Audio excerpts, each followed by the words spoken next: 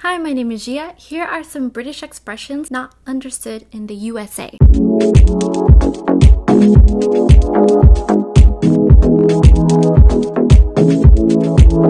You're probably wondering, you're American, why are you posting this video? What are your credentials? I only have one credential, and it's that I married a lovely Englishman. Could go two ways. English people are probably saying my condolences, or they're saying, no wonder why you're so refined. Just as a disclaimer, this is not to mock the English culture or the British culture, because there's a lot of overlapping expressions. British, Irish, Welsh, Scottish, and English expressions here. This is just meant to share knowledge, as in Wealth, Poverty, and Politics by Thomas Sowell. In this book, he says, every single culture to a degree is ethnocentric. If you give this a like or comment below, propel this into Google and YouTube's algorithm to share this culture, more people will understand and learn something new that's outside of their own. That's important that we connect as people. So feel free to comment if you have any corrections or anything to add. I'd love to know more. I know there are so many variations and sundries of these sayings. A little introduction. I was watching this movie in the theater, The Gentleman by Guy Ritchie. He's one of my favorite directors. It's really fast paced, where it's like a machine gun of joke after joke after joke. I understood the jokes because I understood British language and kind of British comedy. And I also grew up watching BBC, like Hyacinth Bouquet, Keeping Up Appearances, Blackadder. My husband and I were watching, screaming, laughing our heads off. All the other people, because we're here in Los Angeles, we're just like sitting there.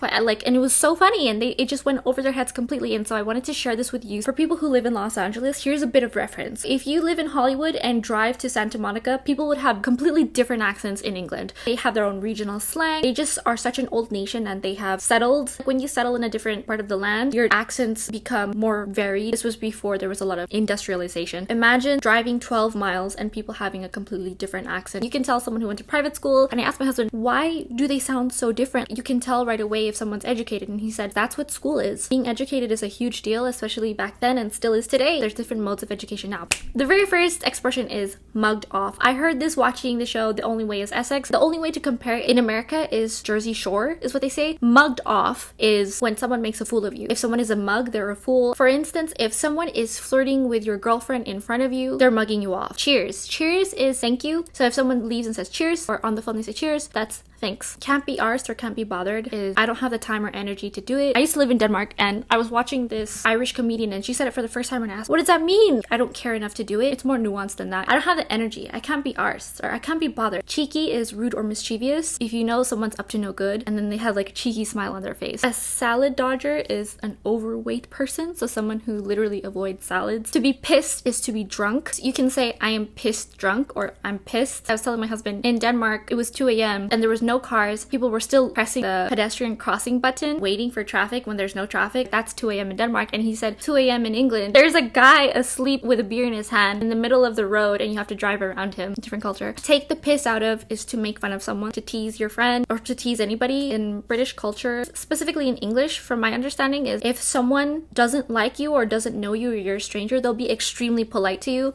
But if you're their friend, if you're close friends, they'll be extremely rude to you and insult you till the very end of your life. In case you do have a British friend who's like always insulting you, you're like, what did I do? Chuffed or chuffed to bits. Chuffed is when you're pleased, when you're happy, and to bits is just pleased to pieces. All right. This is a weird one. So when you pass someone by, you say, all right. Like that, like it always goes up. And you don't say all right, like you don't say the L, it's oh right. It literally means hello. How it originated was, is everything all right? You ask it like a question, and you just like nod and you say all right. You say it back. It's such a weird thing. I saw it in England and I was like, huh? I wouldn't know how to respond. What's the crack? Okay, so this is the one that I got torn apart. What's the crack? In the South, I've heard varying things where some people from the South say, oh yes, we use this the same way in the North. Or I've heard the opposite, where so in the South, in England, they say to crack is to carry on, to proceed. Crack on, get off your phone and crack on with your dinner. Ireland and Scotland, or in the north of England, they say, what's the crack? So what's happening? What's going on? What's carrying on? When you crack the whip, crack on is to have fun together, get along. So there's get on and then there's crack on. My husband says get on. That means to get along. So like he and I don't get on very well. To crack on is to get along also. This one was really confusing. I heard this in an Ed Sheeran song. He said, I was sat. This is not proper English, but it's used in some colloquial vernacular. I was sat instead instead of I was sitting. Less confusing as a tense. I was sitting because it's past tense and becomes present. That's confusing. I think it makes more sense to make the whole thing past tense actually makes sense. And I was trying to think in multiple languages. What do we say in this language? What do we say in that language? Knackered. There's multiple versions of this, but the one that I remembered and the one I know the best, which also makes the most sense to me, knackered means to be exhausted and tired. When the horse is nearing the end of its life, they go to a knackery where they strip it for parts, turn it into glue and supplies. When you're knackered, I'm absolutely knackered. I had a long day. Work was really hard today. And then gutted is disappointed. When you're sad and I put so much effort into this project and I wasn't chosen, I didn't get the promotion, I'm absolutely gutted. I don't know if I will get censored by YouTube or Google when I say this. I slept like number 2 in the bathroom. I don't want to say the word, I'll get in trouble. I slept.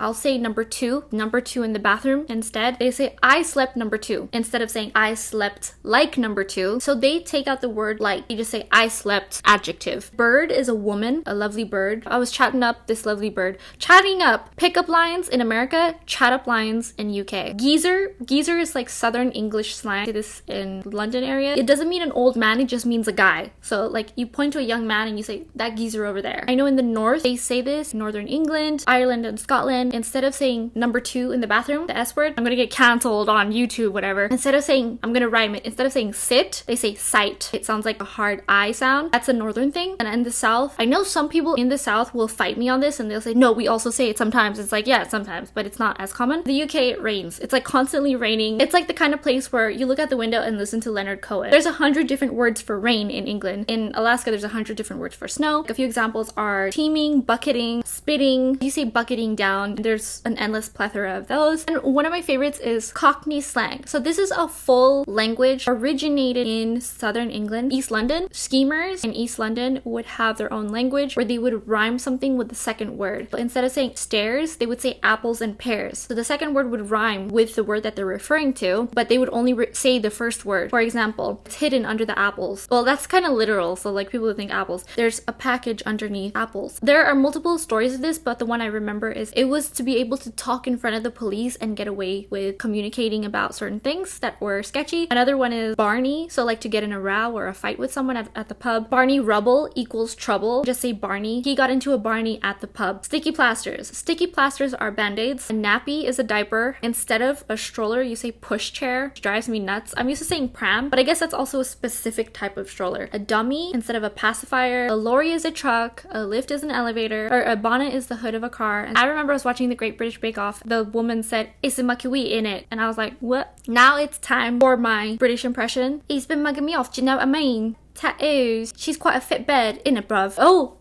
Fit means hot. So like in America, you know how you say someone is attractive or sexy? You say hot. Hot is not just pretty, hot is like on fire, like smoking. In England, they say fit. It's London, innit, bruv?